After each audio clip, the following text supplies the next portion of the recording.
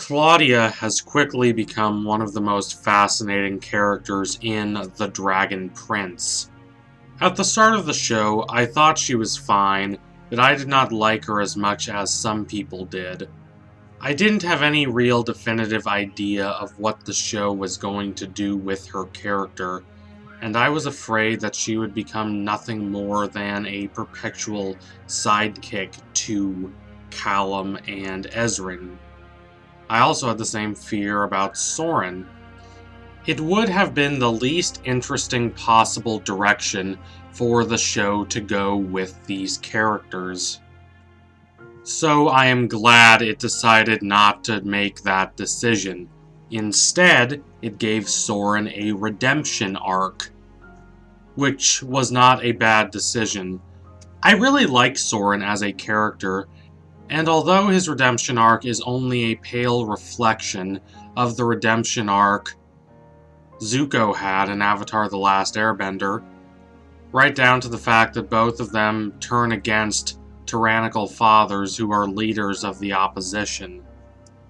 Despite that, Soren's arc is still one of the best parts of The Dragon Prince thus far. However, it is over. I cannot really see where the show is going to take his character from here. This is not true for Claudia, whose descent into darkness is as agonizing as it is dramatically affecting. So how will Claudia respond to Rayllum, the romantic pairing of Rayla and Callum? It's an interesting question posed at the intersection of two of Season 3's most fascinating threads. The first being Claudia's increasing willingness to do anything in order to protect her family, even things Season 1 Claudia would have said weren't right. And the second thread being the increasing closeness of Callum and Rayla. The last time Callum had a serious conversation with Claudia, he and Rayla were only friends, so the promise of a romantic relationship with Claudia was still there. That dream was still possible. However, things have changed. While Claudia's feelings toward Callum were not really as strong as Callum's feelings toward Claudia, she certainly appreciated his awkward attempts to flirt with him. I doubt she would have minded becoming a part of a romantic relationship with him, if not now, then certainly in the future, when he was older and more confident in himself and less awkward and insecure. The fact that he is in a relationship with another will sting her when she learns it, but it is the fact that this other person is an elf that will devastate her. Elves are Viren's enemy, so they have become Claudia's enemy. Unlike Soren, who was treated so badly by Viren that he never really bought into Viren's rhetoric about defending human society against elven aggression, or else risk humans being overrun by magic-wielding elves. Claudia, who is always favored by Viren relative to Soren, absolutely subscribes to Viren's ideology. Also, at this point, she has sacrificed so much to Viren's cause that to abandon this cause would render her sacrifices ineffectual. She has sold her soul in order to triumph over the elves. I cannot imagine she would react well to seeing the guy who once had a crush on her now in a serious relationship with a proud elf like Rayla. But Claudia doesn't really get angry, not the way Viren or Soren or even Rayla do. That's not who she is. Thus, the anger she would experience would likely be fleeting. What would linger is a sense of desolate betrayal. She thought Callum, despite all that has come between them, was ultimately on her side, so for her to see him with Rayla would be a confirmation to her that no, he's on their side. To someone like Claudia, whose life has genuinely been filled with betrayal, and who believes that her brother betrayed her by choosing to side with Callum, this blow would be devastating. That said, how Claudia initially reacts is only one part of the equation. It's certainly a part that fascinates me, considering the nuanced ambiguities of Claudia's psychology, but what's more integral to the narrative engine of the story is how Claudia decides to respond intellectually to this betrayal. Despite how goofy she can be, Claudia is extremely intelligent. She's nearly as skilled of a dark mage as her father. When she sees Callum with Rayla, her response will not be just to cry or lament or shout in fury. No, her response will be to try to sabotage their relationship.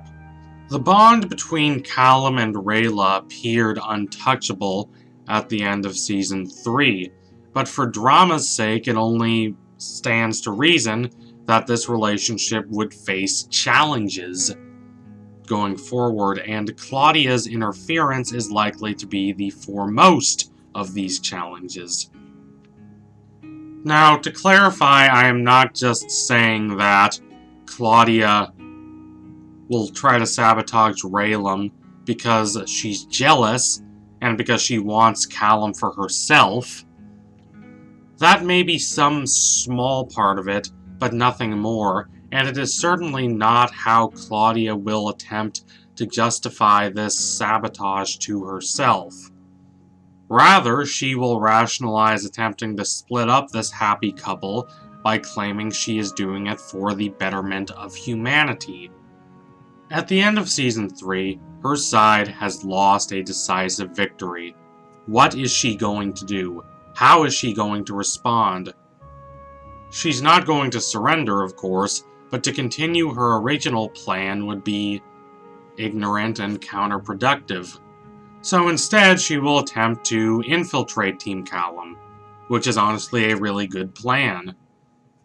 She would claim to be following Soren's lead. She will claim to have seen the light, and they will welcome her. All of Team Callum will. For them, it will be paradise. All these great teenagers working together for a lasting peace between elves and humans. Not until later will they realize that something is wrong. Terribly, achingly, hauntingly wrong. What member of Team Callum is Claudia most likely to target? Soren? One would think so, but I doubt it. Soren rather decisively rejected her ideals at the end of Season 3. To pursue him again would be a major risk. Moreover, there is a significant chance that she does not even want Soren on her side. Her heart was broken when he proved himself willing to kill their father in order to protect the king. At worst, she despises him. At best, she views him as a lost cause. So who?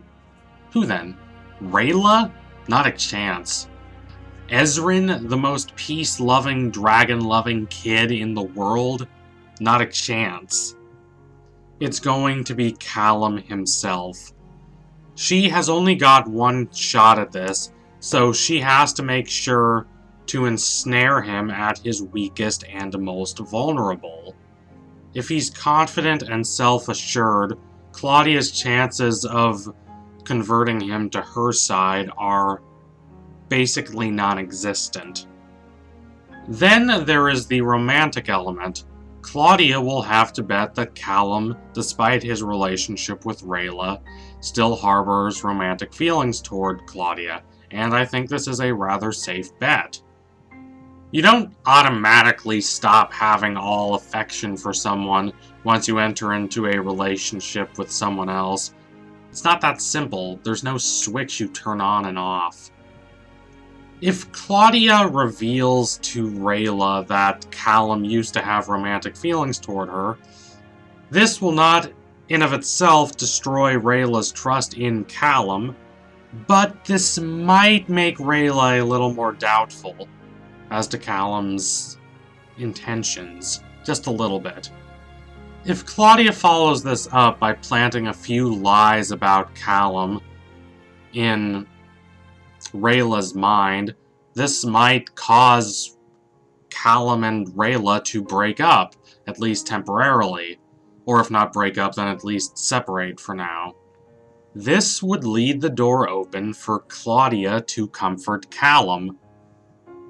She might even kiss him and try to convince him that he doesn't need Rayla because he has her. Claudia will call back to the past, saying that this is all Callum has ever wanted romantically.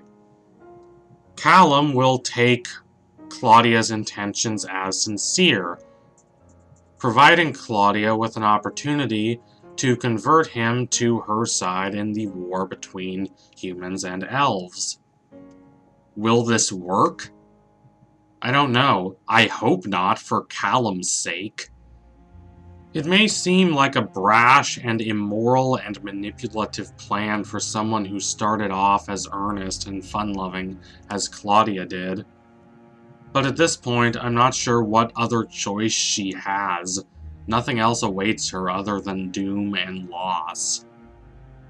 So thank you all for watching. If you liked what you saw today, don't forget to like, comment, and subscribe.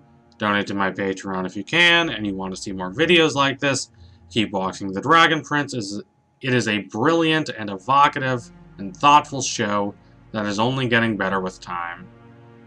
I can't wait for Season 4. It is truly an uncommonly contemplative and philosophical work. So tune in soon for my next analysis. It will be coming soon. Thank you all again. Adios, comrades.